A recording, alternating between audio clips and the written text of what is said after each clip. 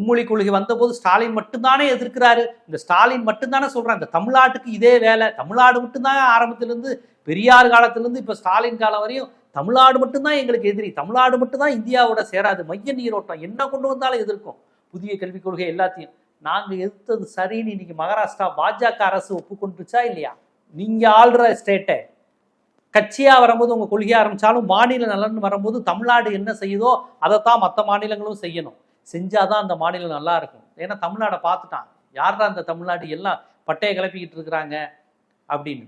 நீங்க கட்சி ரீதியா விமர்சனம் வச்சு இந்த கட்சியை உடைக்கணும், அங்கேருந்து சிண்டைகளை உருவாக்கணும், செந்தில் பாலாஜியை பிரிச்சிடலாமா, நேருவை பிரிச்சிடலாமா, கூட்டணியிலேருந்து திருமாவளவனை உடைச்சிடலாமா, இப்படித்தான் நீங்க யோசிச்சுட்டு இருக்கீங்க.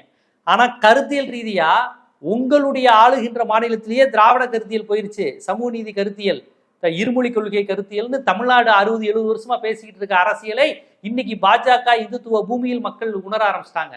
ஏன்னா இதுதான் வளர்ச்சிக்கான அரசியல்னு மக்களுக்கு தெரிஞ்சிருச்சு.